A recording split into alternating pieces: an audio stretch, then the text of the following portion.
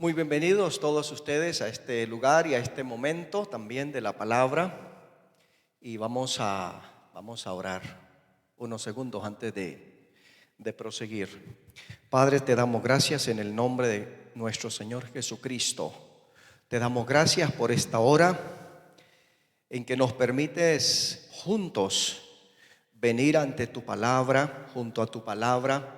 Y pedimos, Espíritu Santo, que nos ilumines para entender y aplicar el mensaje, el significado a nuestras vidas en Cristo Jesús. Amén.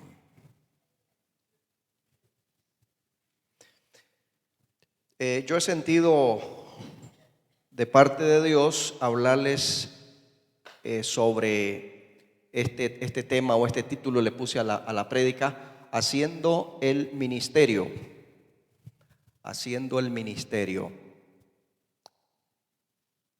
Yo no sé qué idea te viene a la mente cuando oímos esto de hacer el ministerio. Por lo menos yo hace un tiempo, cuando escuchaba de hacer el ministerio o de estar en el ministerio, pensaba de estar en el pastorado a tiempo completo. O pensaba en el misionero que se fue a otra cultura,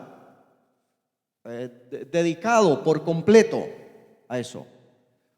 O pensamos en una asignación similar a eso. Yo no sé, ¿a usted le pasa lo mismo? ¿Le pasó lo mismo? Tal vez. Bueno, tal vez no, a mí sí. Pero precisamente vamos a estudiar un poquito este tema y nos vamos a dar cuenta que realmente no es así.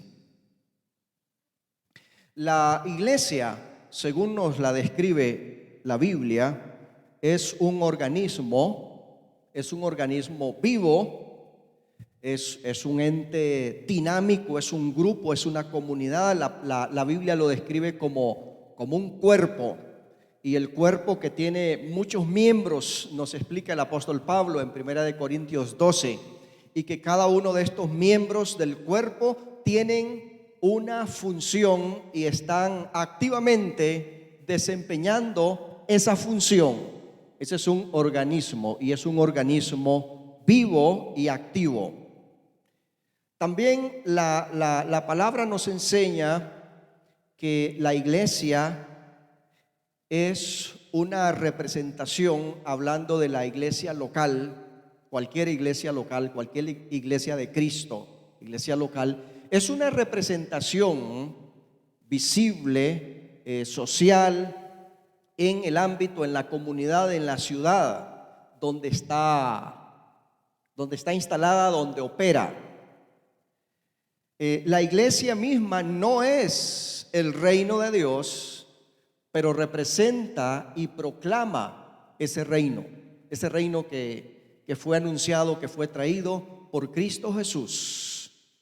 Y cuando hablamos de reino de Dios, hay una dimensión de ese reino que todavía no ha llegado, en lo que conocemos como la consumación del reino, la instauración o el establecimiento del reino en una forma completa, total. Eso lo estamos esperando, y lo estamos esperando realmente con ansias.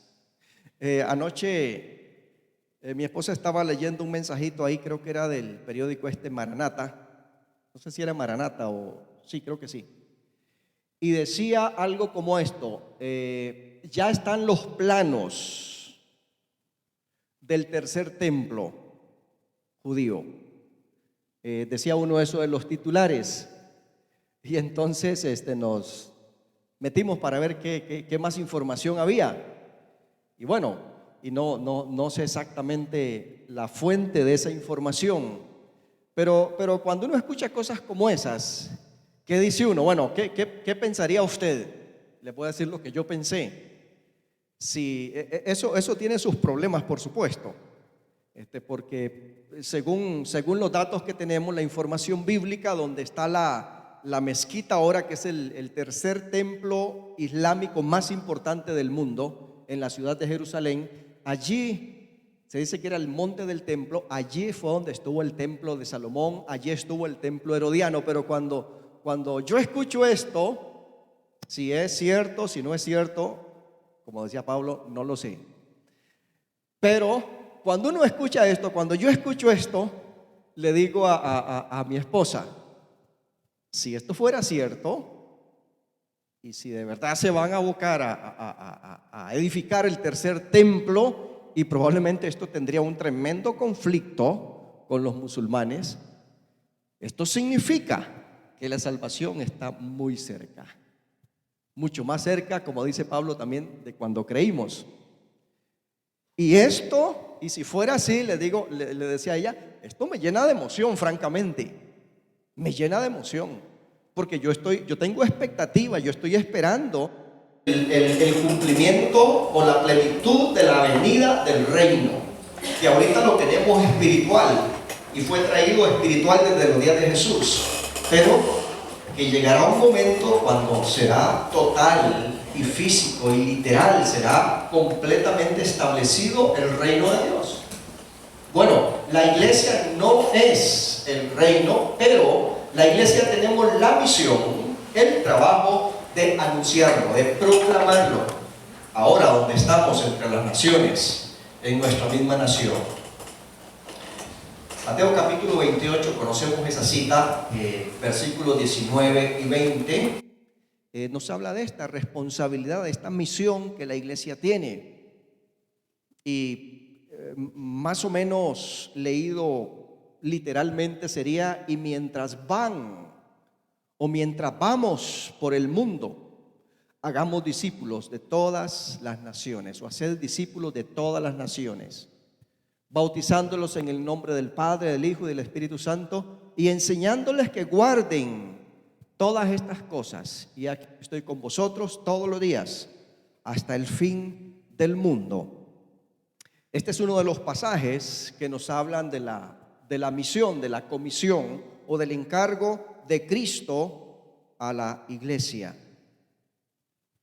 Ahora, para que la iglesia haga la misión, el Señor nos ha equipado. El Señor ha equipado a la iglesia. Hay varios pasajes, realmente no podemos leerlos porque son bastantes. Y hay 4 pasajes con listas más amplias sobre los dones espirituales. Se los menciono nada más. Romanos capítulo 12, ahí tenemos una lista de los dones espirituales. Primera de Corintios capítulo 12, tenemos otra lista, la lista más amplia realmente. Y no nos equivoquemos, no piensen que hay 9 dones como en algún momento me enseñaron o yo escuché o entendí, porque solo ahí en Corintios hay más de 9. Tenemos una lista de 9 al comienzo y al final del capítulo se agregan otros. Efesios capítulo 4, versículo 11, ahí en adelante, ahí tenemos otra lista, no tan grande, pero hay otra lista de dones. Y Primera de Pedro capítulo 4, versículos del 7 en adelante hasta el 11, ahí se mencionan otros dones. Y luego hay otros textos bíblicos en el Nuevo Testamento donde se mencionan otros dones. ¿Cuántos son los dones? Los dones espirituales, los dones del Espíritu Santo repartidos a la iglesia. Realmente no sabemos, pero se han contabilizado más de 27 o por lo menos 27. Y seguramente las listas no son exhaustivas, están ahí como ejemplos de lo que el Espíritu Santo ha repartido. Así es que el Señor ha equipado a la iglesia para que haga la misión. Mejor dicho, el Señor le ha dado las herramientas o nos ha dado las herramientas para que trabajemos.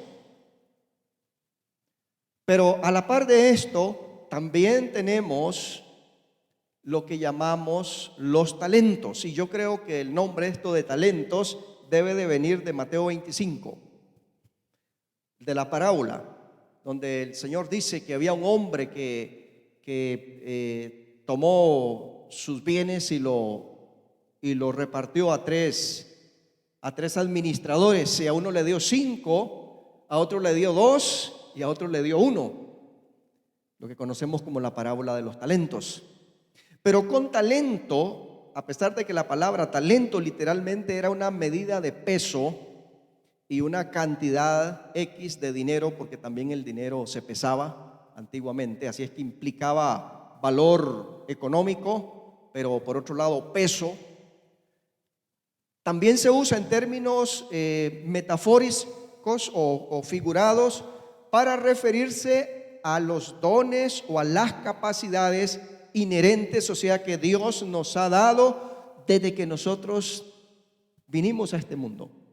Es decir, hay capacidades, hay habilidades que los seres humanos tenemos y que no solamente han sido dados a los creyentes, sino a toda persona. Por esa razón vemos gente que son impíos, que son mundanos, muy talentosos, ¿no es cierto? En diferentes campos de las ciencias, muy talentosos. ¿Por qué? Porque Dios a cada persona, a cada ser humano, lo ha dotado con alguna habilidad especial. Y por esa razón es muy bueno que los que van a estudiar una carrera a la universidad descubran, estudien de alguna manera para comprobar cuál es su habilidad, cuál es su talento, cuál es su vocación, se dice, para que no solamente sea un profesional, pero sea un profesional en su vocación, con verdadera vocación de lo que va a hacer. Así es que Dios sí nos ha equipado, nos ha bendecido. En el Salmo 8 que estudiábamos la vez pasada dice que le has hecho un poquito menor que los ángeles, o un poco menor que los ángeles, pero dice luego, y le coronaste de gloria y de honra. Dios ha bendecido al ser humano y lo ha equipado y lo ha preparado para la vida en este mundo, con los talentos o los dones naturales. Pero Dios ha equipado a la iglesia también, y además de los talentos naturales que ya traíamos de por sí, y al llegar a Cristo, el Espíritu Santo también nos ha dado la otra repartición, la otra tanda, y se llaman los dones espirituales en la Biblia. Eso es después de convertidos por asignación del Espíritu Santo, repartiendo a cada uno, dice el texto en Corintios, como Él quiso. No, ahí no escogimos. Dice como Él quiso. Bueno, la verdad es que el talento usted tampoco lo escogió y yo tampoco. Ya Dios también nos lo asignó igualmente. Es designio de Dios de todas maneras. Ahora, uno podría pensar o tal vez dudar o preguntarse, ¿será que acaso yo tenga algún don espiritual? No sé cuántos están seguros que tienen un talento. No diga cuál tiene, pero que tiene un talento, por lo menos uno. Un don, una habilidad natural, sí. Algunos no han levantado la mano, pero yo quiero decirle que usted también lo tiene. De seguro lo tiene. Y lo bueno sería que usted esté operando en ese talento, en esa habilidad natural, que la desarrolle. Claro. Y en cuanto a los dones espirituales, ¿qué piensan? ¿Será posible que usted tenga un don espiritual? ¿Cuántos creen que sí lo tiene? Muy bien, hay varios, hay un montón que todavía no están seguros si lo tienen o no. O solo les dio pereza levantar la mano. No importa, no le vamos a rebajar puntos por eso. Pero vamos a leer un texto que ustedes lo conocen, y aquí los isteños me lo pueden decir de memoria. ¿Qué dice? Vamos a ver a la cuenta de 3. ¿Qué dice Primera de Pedro 4:10? Vamos con los isteños. Primera de Pedro 4:10. ¿Cómo es? Vamos. 1, 2, 3. Cada uno según el don. Fuerte, fuerte. Según el don que le es dado, ministre los otros.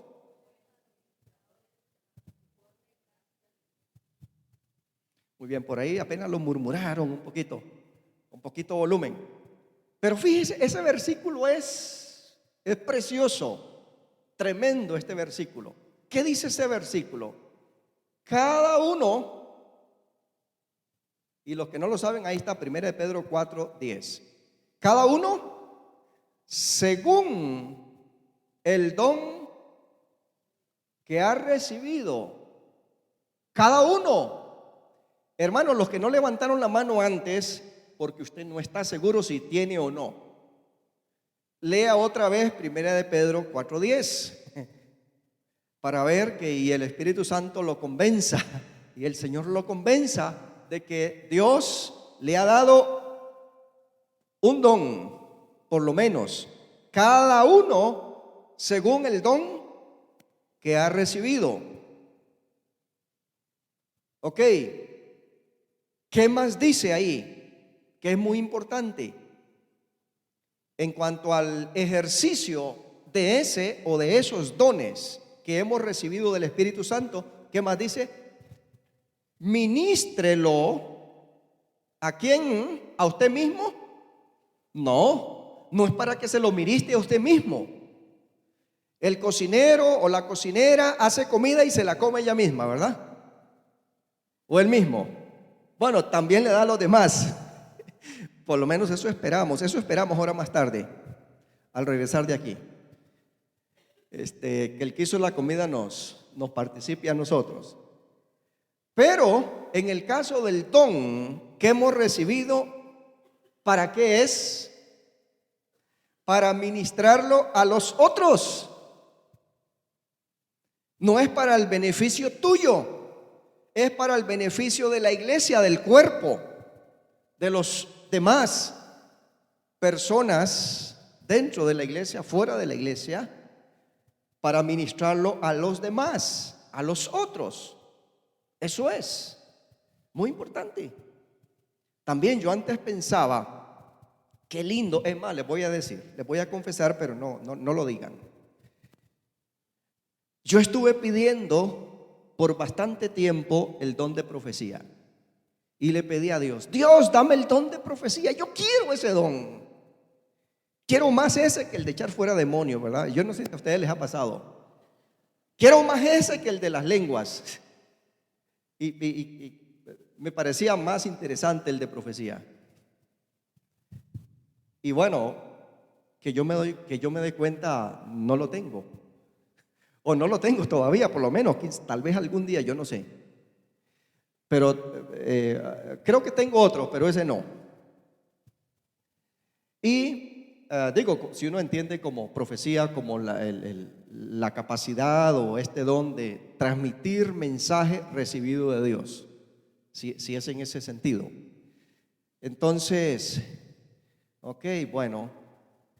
Y uno está pidiendo, porque yo pensaba, qué bonito, ¿cómo me voy a beneficiar? Yo pensaba así. Dios me da a mí el don de profecía, entonces yo me voy a beneficiar mucho. O aquel que dice, Dios, dame el don de sanidad.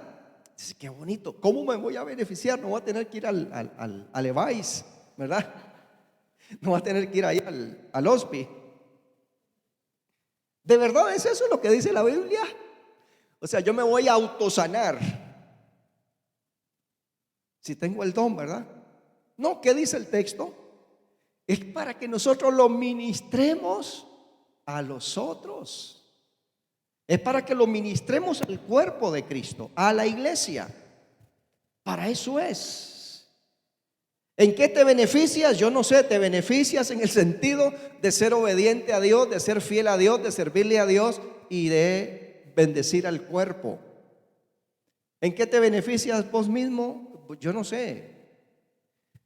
Pero ese don que recibiste o que vas a recibir es para beneficio de los otros, es para darlo a los demás, para servir a los demás.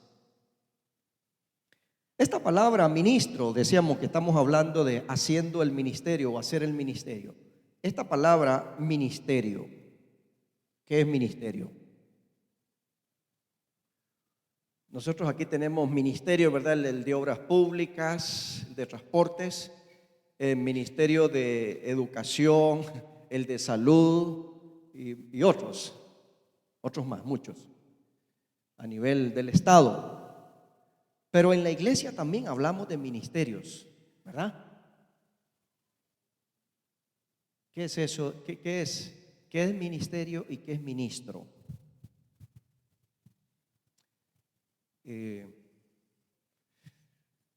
Les voy a decir la idea que yo tenía cuando hablaba de ministerio, ministro.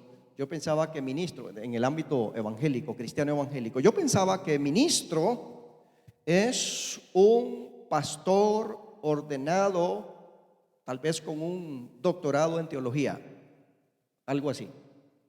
Muy entrenado, muy educado en la teología. Eso es un ministro. Yo pensaba así.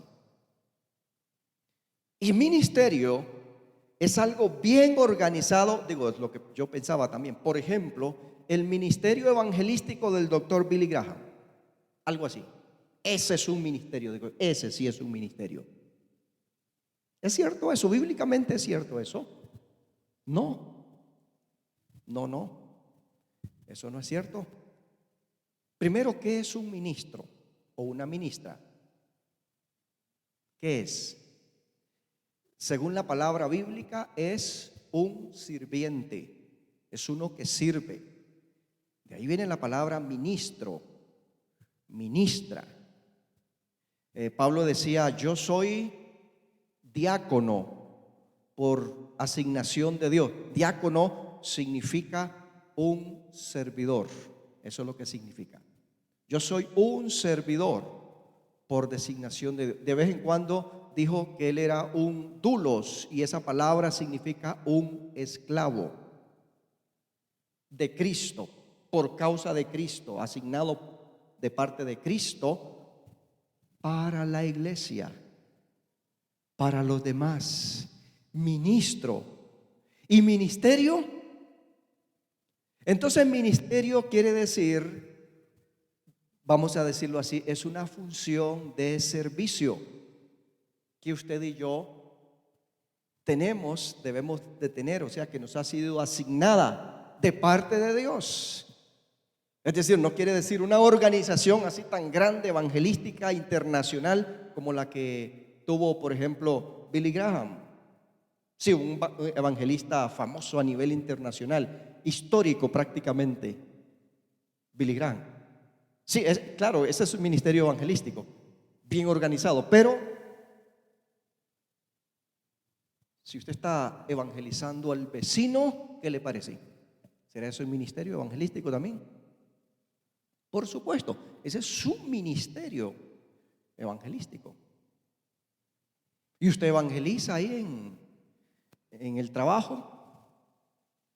¿Será eso un ministerio suyo? Pues claro que sí. Por supuesto que sí.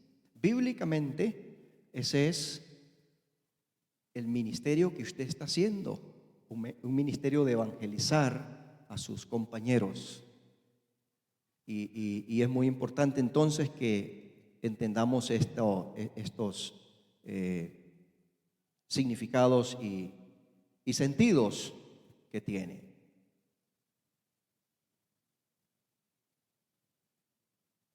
Ahora,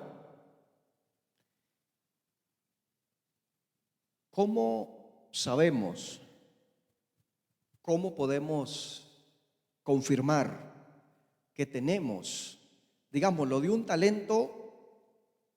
Tal vez a veces nos parece que es un poquito más fácil, ¿no? Aquí hay gente que son educadores o educadoras, por ejemplo, eso es nada más uno. Pero esos que son educadores y les gusta enseñar. ¿Qué cree que es eso? Eso es vocación. Entonces eso es un talento, es una capacidad, es una facilidad que tenés para esto. Y así en muchísimas áreas de la vida. ¿Cómo podemos saber que tenemos dones espirituales? O que tenemos qué don espiritual. ¿Cómo podemos saberlo? Hay tres cosas que sugerimos para esto. ¿Cómo descubrirlo, digamos? Dice la Biblia que una manera es porque un profeta nos confirma, un profeta de parte de Dios nos confirma que el hermano Eric tiene el don del pastorado. Y entonces Eric dice: wow, soy pastor. O no sé si estará muy asustado. Soy pastor. ¿Por qué? Porque Dios me lo dijo por medio del profeta o de la profeta. Sí, eso es bíblico, eso es bíblico. El apóstol Pablo le escribe a Timoteo y le dice que no descuides o que avives el don que está en él, que le fue dado por imposición de manos mediante profecía. Así es que una confirmación puede venir por medio de profecía. Pero si a usted no le ha llegado ningún profeta y le impone manos y no le ha dicho nada, y usted dice: voy a tener que ir a conseguirme uno en algún lado para confirmar, a ver, al fin, ¿qué don tengo yo? Bueno, le voy a dar dos o tres cosas más. Si Dios le manda al profeta para confirmar eso, está bien. Pero si no, le voy a decir otras cosas. Estudie el tema de los dones espirituales en la Biblia, usted solito o solita. Estúdielo. Consígase todos los pasajes que pueda encontrar sobre el tema y lea. Y dígale al Señor que le dé entendimiento y que hable a su corazón a través del estudio de la palabra. Estudie la palabra respecto a los dones espirituales. Y si necesita ayuda, miren, aquí los compañeros de INSTE tienen toda esa información. Yo no les estoy diciendo nada nuevo a los estudiantes de INSTE aquí, nada nuevo. Hay listas de textos bíblicos, así es que estúdielo bíblicamente el tema. Y que es como número 3, experimente con lo que usted sospecha o usted cree que a lo mejor tiene. Usted dice: bueno, ya he orado por 3 enfermos y por lo menos no se han muerto. Es que sí, un hermano me decía que dice: estoy asustado, dice, porque yo oro por los enfermos y luego se mueren. Entonces, este hermano hay que hacerle una reparación, ¿no? Tiene el don al revés. Porque uno ora por el enfermo para que el enfermo se levante, ¿no? Para que se componga, no para que se muera, ni para que se enferme más. Pero si por lo menos no se murió, ya, yo creo que ya es algo. Pero si usted empieza a orar, si usted cree que tiene el don de sanidad tal vez, y usted empieza a orar por enfermos, entonces, ¿cuál es la forma de saberlo? Hay que experimentar. La verdad es que hay que experimentar. Entonces vaya orando por los enfermos que usted pueda orar. Y si no consigue enfermos aquí en el barrio, pues váyase al hospital, que ahí va a conseguir bastantes. De hecho, entre paréntesis, quiero decirles, cuando usted tenga chance, vaya a visitar a alguien al hospital. Eso cuesta a veces cuesta mucho. Pero cuando usted tenga chance, vaya a visite a alguien en el hospital. ¿Sabe por qué? Mire, Dios va a ablandar su corazón cuando usted vea el montón de gente que hay enferma y con situaciones de salud bien complicadas. Y yo le garantizo que usted va a salir de ahí diciéndole: Señor, ¿cómo es que no te he dado tantas gracias por mi salud? ¿Cómo es que no te he dado tantas gracias por lo que tengo? Sí, sí, viera cómo eso lo sensibiliza a uno. Estábamos visitando al hermano Frank, ¿cuándo era? Bueno, la semana pasada, no recuerdo qué día. Y ahí estaban los cardíacos en esa sección. Y había un señor, y algo había pasado, pero estaba llena de sangre aquí su boca, ahí en la cama, dormido. Dice uno: Dios mío, ¿cómo tenemos que agradecerle a Dios por lo que tenemos? Pero no lo hemos echado de ver, no lo hemos apreciado.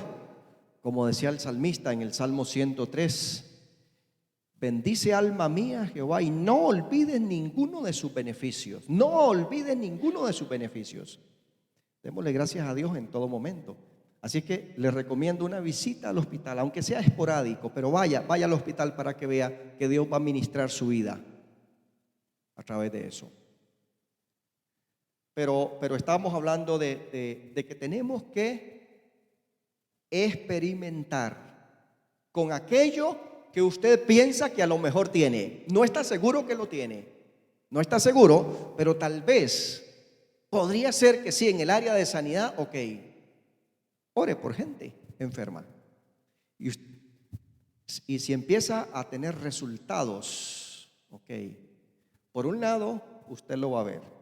Y este es como el cuarto paso o ensayo que usted puede hacer, es que la gente alrededor suyo, al ver que usted o que Dios lo está usando en cierta área, entonces le van a confirmar que usted, le van a decir: ve, hermano, hermana, fulano, parece como que usted tiene el don de sanidad. Porque fíjate que oraste por mí aquel día y yo recibí sanidad. Y aquel día que oraste por mi sobrino, recibió sanidad también. Y usted empieza a escuchar eso y usted dice: sí, parece como que Dios me ha dado el don de sanidad. Ok, entonces, porque los hermanos alrededor suyo también te pueden confirmar. Así es que te decía antes que no solamente porque el profeta de Dios o la profeta de Dios llegue y le diga que Dios le ha dado a usted X don, pero si no, hay otras formas en que usted puede descubrir que tiene ese don del Espíritu Santo. Ahora, el punto es que ¿para qué queremos y para qué tenemos los dones y los talentos? ¿Para qué?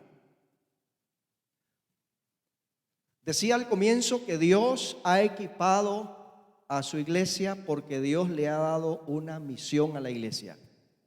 La tenemos en esta vida, la tenemos en esta comunidad. Usted la tiene en su propio entorno, esa misión. Entonces, es para realizar la misión, es para ese equipamiento.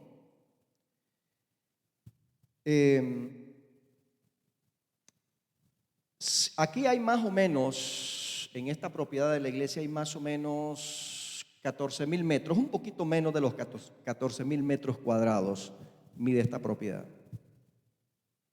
Vamos a suponer que esta propiedad está llena de maleza, el zacate ahí altísimo, monte allá por las orillas, los postes de la cerca están caídos, el alambre ya se pudrió. Hay basura por todo lado, alguien lo agarró de basurero. ¿Qué más? Los techos aquí están arruinados, los techos de los edificios, y bueno, la propiedad realmente está en abandono y necesita que se intervenga. Y entonces nos conseguimos un hombrecito con un machetillo viejo ahí, un poquito desafilado y sin práctica, y un garabato. Después, si alguien no entiende, me pregunta qué es un garabato, para darle una explicación científica. Y lo ponemos a trabajar. ¿Qué piensa usted que va a ocurrir? ¿En cuánto tiempo va a terminar ese pobre hombre? Probablemente va a durar un año, no sé. Y cuando lo que empezó allá, cuando termina allá, ya está otra vez alto. Pero ¿qué pasa si en cambio de esa sola persona le caemos 300? Y vienen con motosguarañas, y vienen con chapulincillos de esos cortadores de pasto, y vienen con máquinas de estas de perforar, de hacer huecos, con otro camioncito ahí con postes de cemento, con alambres, ¿qué más? Vienen algunos carpinteros ahí con sus martillos, sus herramientas. 300, mire, casi que en un día lo dejamos como un espejo, ¿no es cierto? ¿Por qué la iglesia no avanza?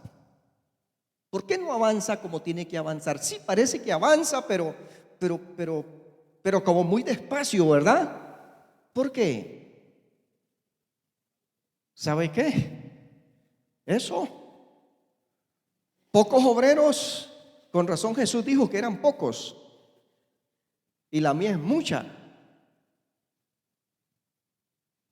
Dios ha equipado a la iglesia, no, como decía, no con el machetito viejo como el hombre. No, Dios ha equipado a la iglesia con las herramientas estas modernas y que son rápidas para hacer trabajos y hacer trabajos muy bien hechos. Esos son los dones espirituales y los talentos.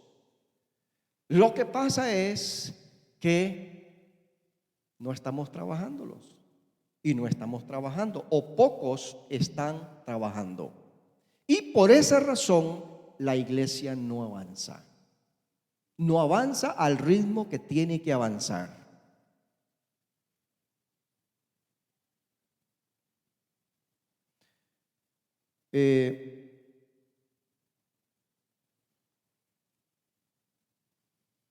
La iglesia, dice la profesora Lena Benditti, que la iglesia está en la diáspora, dice ella, y esa palabrilla así de media dominguera, lo que significa es en la dispersión. La iglesia está dispersa. Usted puede decir, no, estamos aquí, vea que estamos aquí juntos. No. Usted y yo estamos dispersos en el mundo, estamos dispersos durante la semana. Usted está ahorita aquí y puede ser que viva ahí a la par mía, pero durante la semana algunos de ustedes se desplazan kilómetros, ¿no es cierto? Y se desplazan no solo kilómetros, sino en ámbitos muy distintos. Algunos están en comunidades horribles, por ejemplo, Zoe, creo que está en una comunidad altamente peligrosa. Cada quien está disperso. Eso es lo que ella llama la iglesia, la diáspora, la iglesia dispersa. Pero esa es, de por sí esa es la naturaleza de nuestra vida cotidiana, ¿no? Hasta en el hogar estamos juntitos, pero durante el día uno anda por allá, el otro por allá, el otro por allá, y el otro viene hasta el día siguiente porque no le alcanzó el día para volver. Y si empezáramos a preguntar dónde trabaja cada uno de ustedes, van a salir una lista larga de trabajos, de instituciones donde cada uno está. Y los que estudian y donde estudian también están dispersos. Ok. Quiero leer un par de citas muy rápidas. Una de Lutero, el reformador Lutero. Dice que el llamado de Dios a los creyentes, nos viene en todas las tareas de la vida. El llamado de Dios nos viene en todas las tareas de la vida. Todas las tareas es ahí en el aula, ¿dónde? En Alajuelita. Es allá en la empresa. Sí, allá por el Coyol de Alajuela, allá por la universidad, la UCR, la UNA, ¿qué más? Allá en la finca, haciendo los oficios domésticos ahí en la casa, ya sea en su propia casa o porque trabaja para otras personas. ¿Qué más? En el aula de clase, usted es profe o usted es estudiante en el aula aprendiendo. Ahí en el hospital donde estás trabajando, no sé, donde cada uno de nosotros, ahí nos viene el llamado, dice él, y estoy totalmente de acuerdo con ese pensamiento. Y otra cita de Calvino, de Juan Calvino, dice: nuestro trabajo es el lugar donde Dios nos ha puesto. ¿Qué es el trabajo? Tu ámbito para hacer el ministerio de Dios. No sé si alguna vez usted había pensado en eso, usted había entendido esto. Nosotros pensamos en términos de evangelizar con un bulto colgado aquí y tocando puertas. Y de un pronto a otro nos sale un animal así de alto que nos deja congelados. Porque si ese animal se suelta, nos desbarata. ¿Han tenido esa experiencia? Algunos aquí sí les da risa porque han tenido esa experiencia. Y yo no estoy diciendo que no hagamos evangelismo puerta a puerta, casa a casa. Bueno, sí, Dios puede usar evangelismo puerta a puerta y casa a casa. Pero hay un evangelismo que podríamos hacer sin el riesgo de enfrentarnos a ese gran animal ahí. ¿Cuál es ese evangelismo? Es el evangelismo ahí en la cotidianeidad de la vida. Ahí es. Y es más, el evangelismo efectivo. Si usted quiere saber, no son las 4 leyes espirituales. Bueno, sí, yo recomiendo que uno tiene que tener un esquema para presentar el evangelio en una forma sistemática, un poquito homilética. Sí, pero por cierto, ese no es el más efectivo. Podríamos tenerlo muy bien organizado. El evangelismo efectivo es el que la gente puede oír y el que la gente puede ver. Es el mensaje que se puede oír y el que se puede ver. Si es el mensaje que solo se puede oír, no sirve. Porque a veces somos tan contradictorios que decimos unas cosas lindísimas de la Biblia y practicamos unas cosas feísimas, muy contradictorios. Y a la gente la convence no solo oír, sino ver. Es más, seguro tiene más fuerza todavía el ver que el hecho de que ellos escuchen unas palabras, escuchen una presentación verbal, un argumento, aun cuando podamos ganar el argumento.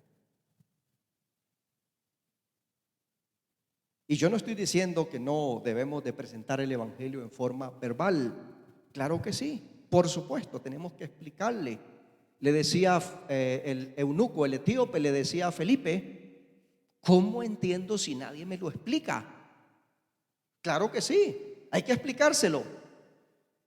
En la parábola del sembrador, una semilla es que representa a aquellos que oyen la palabra y no la entienden, dice.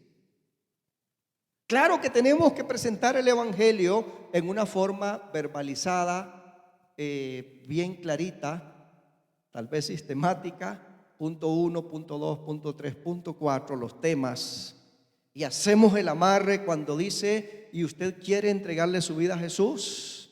Entonces levante la mano, ¿verdad? Y hacemos el amarre ahí. Y yo creo que es bueno que sepamos algo de esas técnicas, pero realmente eso no convence mucho y a veces no convence nada.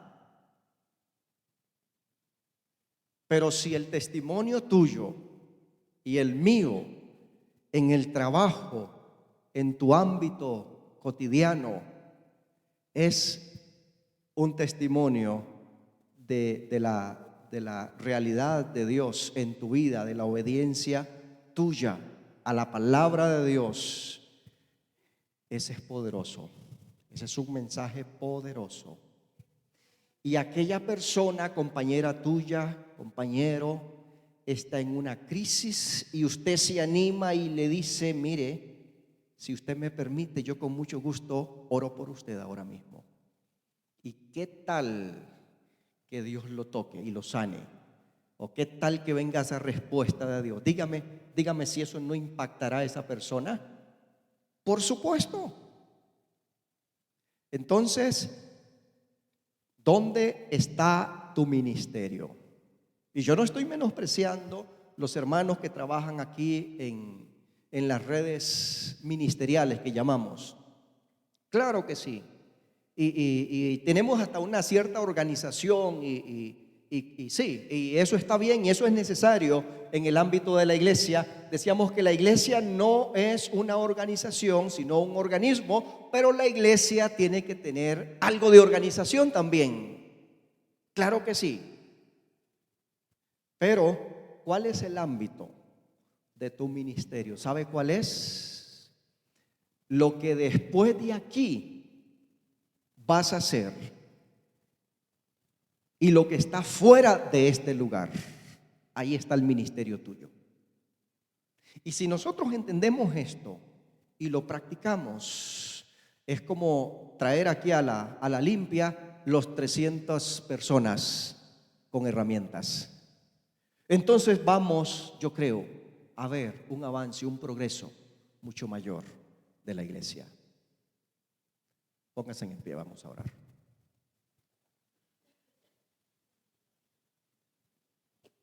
Señor, en esta mañana, ya casi tarde, te damos gracias por la palabra, por esta palabra que nos has dejado para alumbrar nuestro entendimiento, para exhortarnos, para animarnos, para orientarnos con respecto a la misión que nos has encargado hacer y que todos nosotros somos llamados y somos comisionados a ella. Oh Dios, has repartido talentos aquí a toda esta gente que está aquí. Y has repartido dones espirituales. El Espíritu Santo ha repartido dones también.